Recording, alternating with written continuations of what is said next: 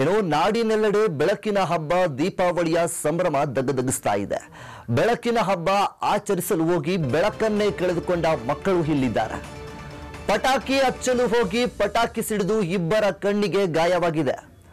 47 ವರ್ಷದ ಮಹಿಳೆಗೆ ಹಾಗೂ 14 ವರ್ಷದ ಬಾಲಕನಿಗೆ ತೀವ್ರವಾದಂತಹ ಗಾಯವಾಗಿರುವಂತದ್ದು. ದಾರಿಯಲ್ಲಿ ಹೋಗುವಾಗ ಅಟಂ ಬಾಂಬ್ ಸಿಡಿದು ಗಾಯ. ಪಟಾಕಿಯಿಂದ ಇದುವರೆಗೂ 4 ಜನರ ಕಣ್ಣಿಗೆ ಗಾಯವಾಗಿದೆ. ಮಿಂಟೋ ಆಸ್ಪತ್ರೆಯಲ್ಲಿ ಚಿಕಿತ್ಸೆ ಪಡೆಯುತ್ತಿರುವಾಗ ಈ ಗಾಯಾಳುಗಳು. ಇಂದು ಮತ್ತು ನಾಳೆ ಪ್ರಕರಣಗಳು ಹೆಚ್ಚಾಗುವ ಸಾಧ್ಯತೆಗಳು ಕೂಡ ಇದೆ. ಸಕಲ ಸಿದ್ಧತೆಯಲ್ಲಿರುವ ಮಿಂಟೋ ಆಸ್ಪತ್ರೆ ಆಡಳಿತ.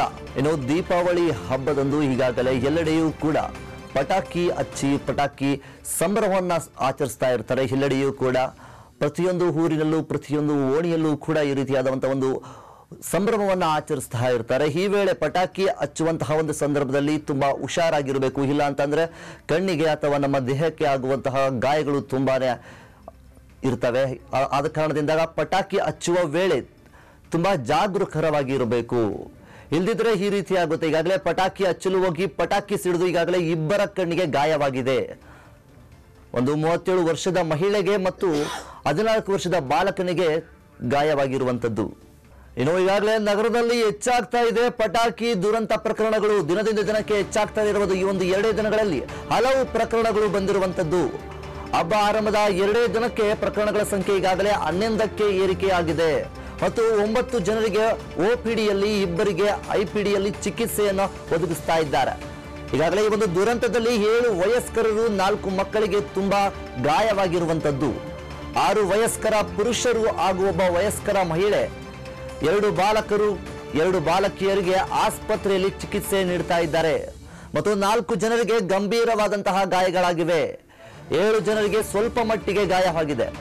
4 ಜನರಿಗೆ ಪಟಾಕಿ ಸಿಡಿಸಲು ಹೋದಾಗ ಈ ಒಂದು ಘಟನೆ ಸಂಭವಿಸಿರುವಂತದ್ದು. 7 ಜನರಿಗೆ ದಾರಿಯಲ್ಲಿ ನಡೆದುಕೊಂಡು ಹೋಗುವಾಗ ಈ ಒಂದು ಸಿಡಿದ ಪಟಾಕಿ ಸಿಡಿದು ಈ ರೀತಿಯಾಗಿ ಈಗಾಗಲೇ ಅವರು ಆಸ್ಪತ್ರೆಗೆ ದಾಖಲಾಗಿರುವಂತದ್ದು.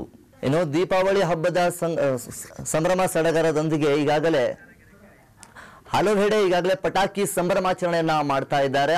ಈ ಒಂದು ಪಟಾಕಿ ಸಂಭ್ರಮಾಚರಣೆಯ ವೇಳೆ ತುಂಬಾ ಜಾಗರೂಕರಾಗಿರಬೇಕು. ಅದನ್ನ ನಾವು ಮೈ ಮರೆತರೆ ಖಂಡಿತವಾಗ್ಲೂ ನಮ್ಮ ದೇಹಕ್ಕೆ ಅಥವಾ ನಮ್ಮ ದೇಹದ ಭಾಗಗಳಿಗೆ ತುಂಬಾನೇ ತೊಂದರೆ ಆಗುತ್ತೆ. ಪಟಾಕಿ ಸಿಡಿದು ಈಗಾಗಲೇ ಕಣ್ಣನ್ನು ಕೆಳ್ಕೊಂಡಿರುವಂತಹ ಎಷ್ಟೋ ಜನರು ಇದ್ದಾರೆ. ಈ ರೀತಿಯಾದಂತಹ ಘಟನೆ ಸಂಭವಿಸಬಾರದು ಅಂತಂದ್ರೆ ನಾವು ಜಾಗರೂಕರಾಗಿರಬೇಕು. ಈಗಾಗಲೇ ನಾವು ನೋಡ್ತಾ ಇರಬಹುದು ಎಷ್ಟೋ ಜನ ಆಸ್ಪತ್ರೆಗೆ ದಾಖಲಾಗ್ತಾ ಇದ್ದಾರೆ. ಇನ್ನು ಈಗಾಗಲೇ ಕೇವಲ 2 ದಿನ ಆಗಿರೋದು ದೀಪಾವಳಿ ಆರಂಭವಾಗಿ. ಈ ಒಂದು ದೀಪಾವಳಿ ಏನು ಪಟಾಕಿಯನ್ನ ಸಿಡಿಸ್ತಾ ಇದ್ದಾರೆ, ಈ ಒಂದು ದೀಪಾವಳಿಯಲ್ಲಿ ಹಲವೆಡೆ ಈ ಒಂದು ಸಂಭ್ರಮಾಚರಣೆಯನ್ನ ಏನ್ ಮಾಡ್ತಾ ಇದ್ದಾರೆ, ಒಂದು ಜಾಗರೂಕವಾಗಿ ಈ ಒಂದು ಸಂಭ್ರಮಾಚರಣೆಯನ್ನ ಮಾಡಬೇಕು.